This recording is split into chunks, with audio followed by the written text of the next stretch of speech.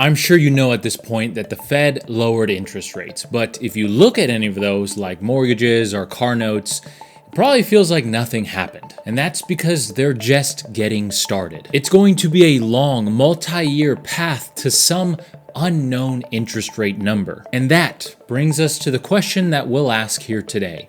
How low will they go? And a secondary question that's probably on a lot of people's minds. Why lower interest rates in the first place if the economy is as strong as the data says? Well, in order to try and answer those questions, we need to go over a few things. One is the data from the Fed. The second is the glaring obstacle that might get in the way of the Fed continuing to lower interest rates. And the third is a little known metric called R-star. And while this metric is little known to most people, for the Fed, it's a sort of goalpost. And this goalpost influences policy, probably more so than most people think. And finally, fourth, the US national debt. Because believe it or not, but this absolutely influences how low the Fed will go with interest rates. So without further ado, as always, my name is Derek, and I got my degree in finance, so you don't have to. Let's get started.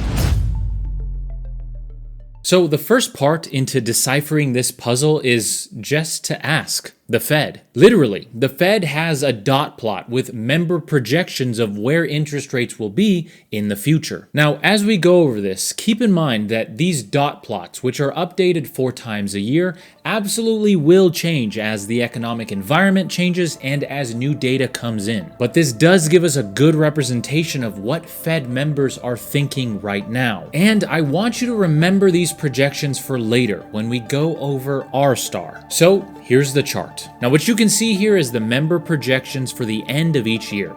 In 2024, no members see rates below 4%. But then as you move forward into 2025, 2026, and then if you look at 2026 through 2027, those projections not only go lower, but they start to look very similar. And you start to see more and more dots plotted together at below 3%. Some of them even below 2.5%. So what this means is that FOMC participants as a whole see rates coming down over the next 3 years and beyond. And you might be asking yourself again, why though? Why cut interest rates if the economy, according to the data, is doing so good? Shouldn't we be saving those rate cuts in the event of a recession? You're 100% right, and we will talk about this here in a second, just bear with me. But before we do that, let's talk about the one thing that could derail this entire trajectory. Well, now that we've seen the dot plot and we can understand what the Fed is thinking, what is the one thing that could derail this trajectory? Well, it's a reacceleration of inflation. Plain and simple, if inflation starts to flare up again in the next 12 to 24 months, which by the way, personally, I think is a very real possibility. If that happens, logic would dictate that the Fed would need to pause interest rate cuts or pivot entirely and start raising them again to fight inflation. And if we go by the data, which says that the economy is actually super strong, so much so that the GDP data was actually just recently revised higher. Not lower, but higher. They revised Q2 of 2022 from negative 0.06% GDP growth to positive 0.3%. Not to mention many revisions higher for other quarters. Now, whether we are to believe those numbers or not, the point is, they themselves are saying not only is the economy strong, but it is stronger than they previously thought. Which means if we go by that data, then if inflation returns with a vengeance, there shouldn't be a problem changing this dot plotted trajectory to start raising rates again, right? Right? I'm not so sure they'd do that. And the reason for this, again, goes together with the question, why are we cutting rates in the first place? Now, I promise you, I will get there. But before we do that, one more thing. R-star.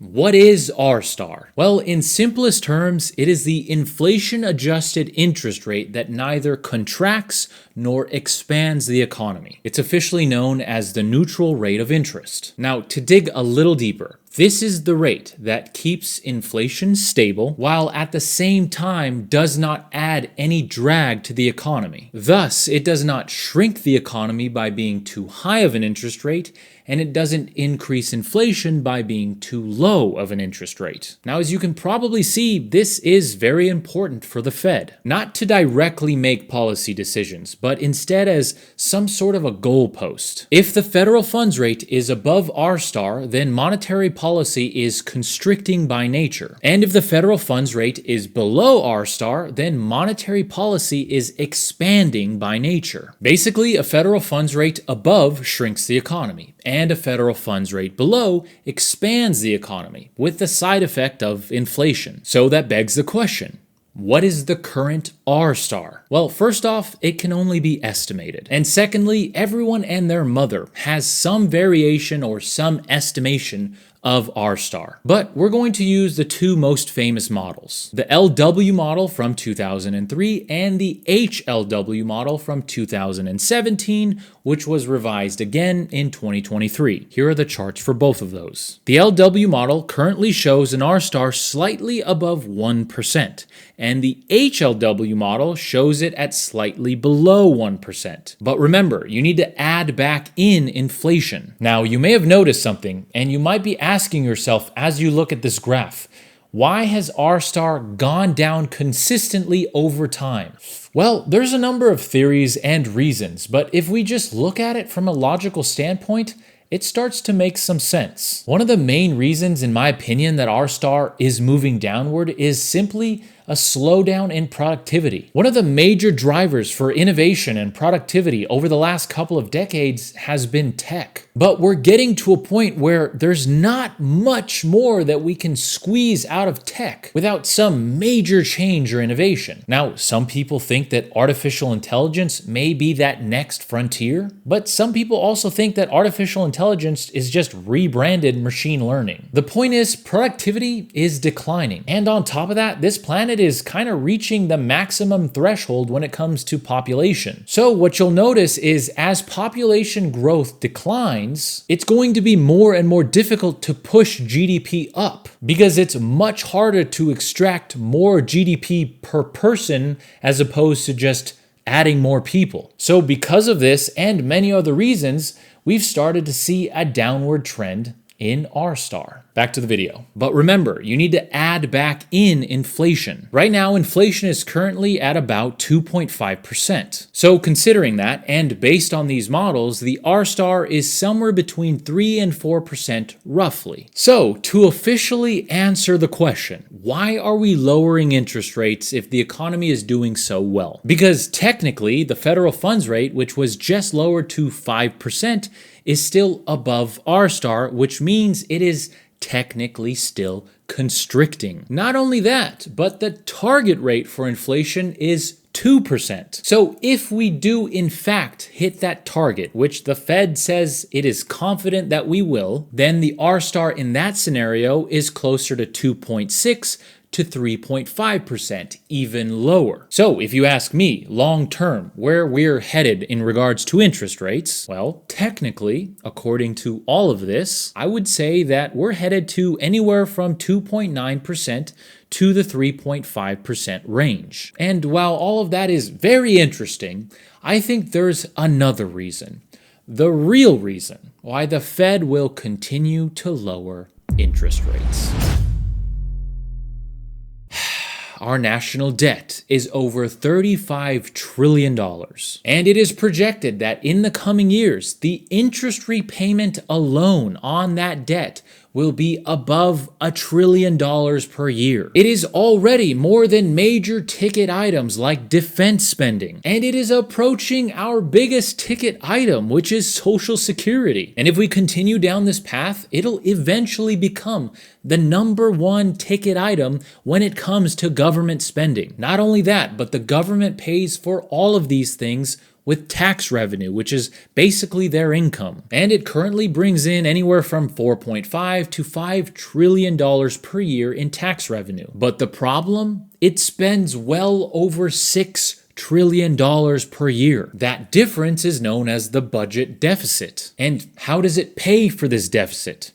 by borrowing more money, which in turn increases its interest payments. This is basically like you or I paying our credit card bill with another credit card. So knowing that, what happens in a recession? Everyone makes less money. And if we make less money, the nation makes less money through taxes. And the nation cannot afford that. So it will do everything in its power to avoid recession. That means the Fed will continue to lower interest rates. And it will probably do so even if inflation does in fact reaccelerate. And that's because it would rather avoid a recession at all costs, even if that means higher inflation. Not to mention that higher inflation literally helps the national debt by making it worth less. To me, that sounds like a conflict of interest. So, all in all, the very likely outcome is that the Fed will continue down its path to lower interest rates, probably even if inflation reaccelerates. And while the exact number that the Fed will land on is impossible to know, using the available data from the Fed, as well as understanding the concept of R star, it's safe to say that if the target rate for inflation remains at 2%, and the R star remains at around 0.5% to 1.5%, depending on the model, then we can presume that over the long term, a federal funds rate of between 2.5% and 3.5% is probably where we're headed. The problem though right now is that I could absolutely see inflation reaccelerating with strength over the next 12 to 24 months as the pressure of interest rates are reduced and easier money returns. I could also totally see stagflation making an appearance at some point as well. Now, I did make a video on the possibility of stagflation appearing and what it would take for that to happen just a couple of weeks ago, so if you want to learn more, feel free to check that out. But the point is that even in a perfect world where over the next 2 years we are on our merry way down to 2.5 to 3.5%, the real problem is that even in that perfect world where inflation doesn't reaccelerate, we avoid a recession, and stagflation remains a thing of the 70s, even in that best case scenario, there are still many things that could end up derailing us at some point down the road.